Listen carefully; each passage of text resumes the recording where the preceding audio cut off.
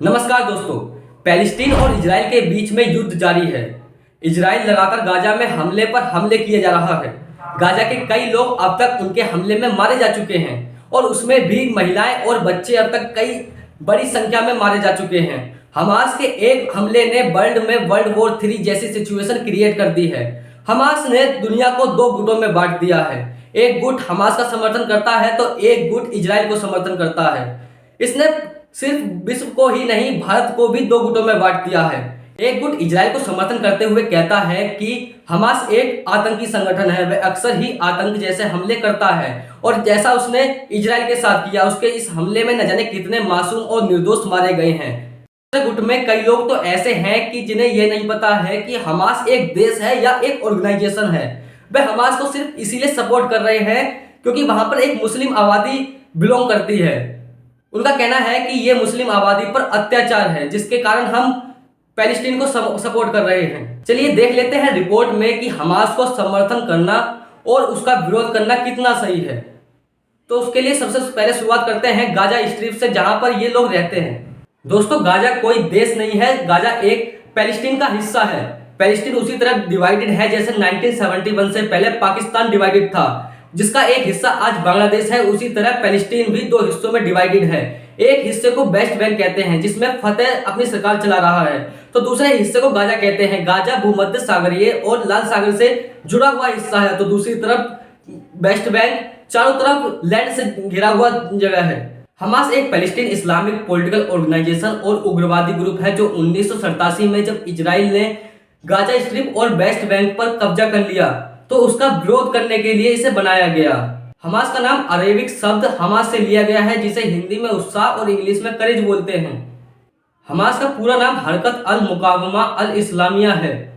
जब इस ऑर्गेनाइजेशन का गठन किया गया तब ये एक सामाजिक कल्याण और सामुदायिक सेवा करने वाली ऑर्गेनाइजेशन के रूप में इसकी पहचान थी। इसमें हमास को लोकल मस्जिदें और चैरिटेबल ऑर्गेनाइजेशन ने बढ़ावा दिया, जिसके बाद ये बड़ी हो गई और इसका धीरे धीरे फोकस भी बढ़ने लगा और जिसके बाद ये ग्रुप उग्रवादी ग्रुप बनने की और अग्रसर हो गया, जिसके बाद इसने हथियार उठाने शुरू कर दिए। हमास की आइडियोलॉजी इस्लामिक फंडामेंटलिज्म और पैलेस्टीन नेशनलिज्म पर बनी हुई है।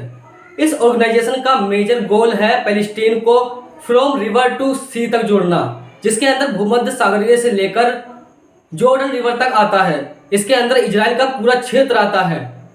हमास के लीडर्स लगातार इजराइल को अपनी एक्सिस्टेंस के लिए थ्रेट के रूप में दिखाते हैं। हमास अपने समर्थन करने वाले को समझाता है कि वह इजराइल को पैलेस्टीन में जब ही बदल सकता है जब वह अपने जिहाद को बढ़ाए और आतंकी हमले में करे। हमास की तरह फतेह भी एक पैलेस्टीन की ऑर्गेनाइजेशन है जो इस समय वेस्ट बैंक में इसकी अपनी सरकार चला रहा है। इसकी आइडियोलॉजी भी हमास से मेल खाती है, लेकिन ये ऑर्गेनाइजेशन पीस को भी बढ़ावा देता है। सन 2007 से पहले इसका शासन गाजा पर भी था, लेकिन इसका कॉन्फ्लिक्ट हमास से होने के बाद हमास ने गाजा पर कब्जा कर लिया। इस झगड़े में न जाने कितने हजारों लोग मारे गए थे, जिसके बाद हमास ने गाजा से फतेह को बाहर निकाल दिया। उसके बाद गाजा में पॉलिटिकल इंस्टेबिलिटी बढ़ गई। यह प्रॉब्लम पैलेस्टीन के लैंडस्केप में बहुत बड़ी प्रॉब्लम क्रिएट करता है। बात कर लेते हैं हमास के हमलों पर भी। हमास ने पहली बार इजराइल पर हमला नहीं किया है। हमास कई बार इजराइल पर हमला कर चुका है, जिसमें वह सुसाइड बॉम्बिंग, रॉकेट अटैक जैसे हमले करता रहता है, जिसके कारण इजराइल में रहने वाले लोग हमेशा इस डर में बने रहते हैं कि कब कहां कौन सी मिसाइल उनके ऊपर गिर जाए आकर। हमास के हमलों के बाद इजराइल भी हमले का जवाब देते हुए हमले करता है, जिसके बाद गाजा के न जाने कितने मासूम लोग और निर्दोष लोग मारे जाते हैं। उनके लिमिटेड रिसोर्स उनके लिए चुनौती बन जाती है, उनको न जाने कितना नुकसान उठाना पड़ता है। हमास को कई वेस्टर्न कंट्रीज जैसे कि अमेरिका, यूरोपीय संघ, इजराइल इसे आतंकी संगठन के रूप में देखती हैं। उनका ये नजरिया इसलिए भी है क्योंकि ये इसका आतंक फैलाना और आतंकी हमले करना हमास की आदत बन चुकी है। तो दूसरी तरफ कई इस्लामिक देश और रूस जैसे देश इसे फ्रीडम फाइटर के रूप में देखते हैं। सवाल है कि क्या गाजा के लोग हमास के शासन से खुश हैं? क्योंकि जब राजा के शासन के बारे में पता लगाना हो तो हमें प्रजा के पास जाना चाहिए। भारत में कई लोग हैं जो हमास का समर्थन कर रहे हैं। क्या गाजा के लोग भी हमास का समर्थन करते हैं? तो हमने इस रिपोर्ट में पाया कि गाजा में कुछ लोग हमास का समर्थन करते हैं क्योंकि वह पैलेस्टीन के अधिकारों के लिए बोलता है, पैलेस्टीन के लिए लड़ता है।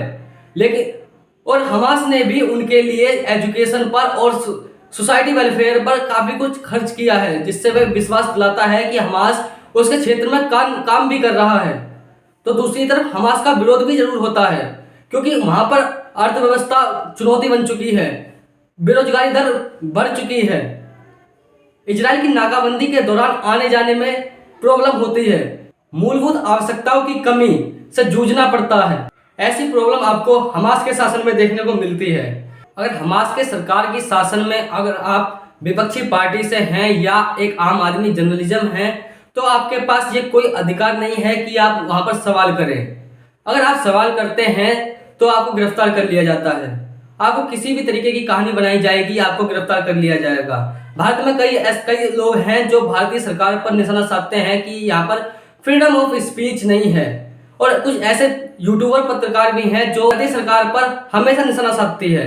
वही यूट्यूबर आज हमास को समर्थन कर रहे हैं, इसके बावजूद कि वहां पर फ्रीडम ऑफ स्पीच नहीं है।